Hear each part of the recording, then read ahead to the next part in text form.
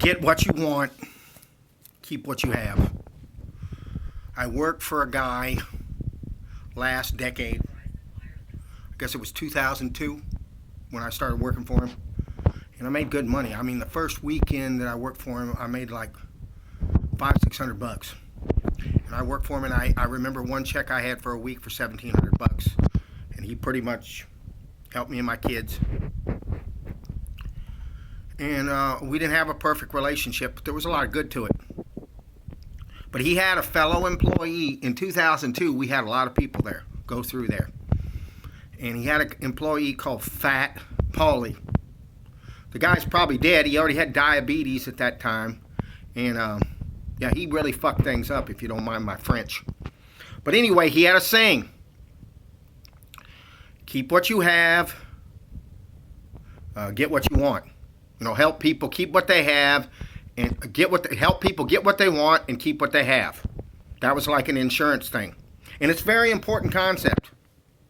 Right now, I have stuff and I want to keep it. That's my main concern. Getting more is not as much of my concern. When I was 30 years younger, I was not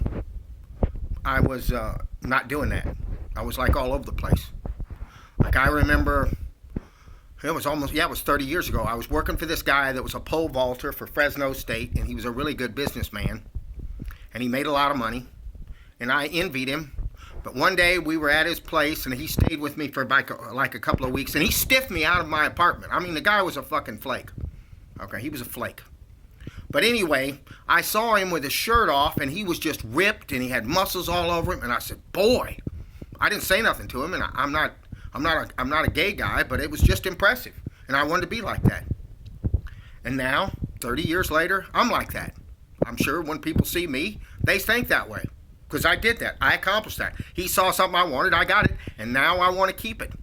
And I think that's very important. I think it's very important for you to know what you want and for you to keep what you already have. And depending on where you are in your life, you've got to do one or the other. If you're 18, you shouldn't be concerned about keeping what you have.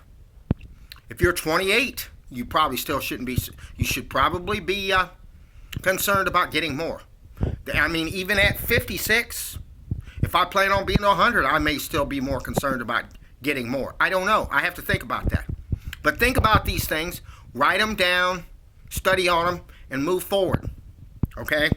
That's all I want to say. Bye-bye.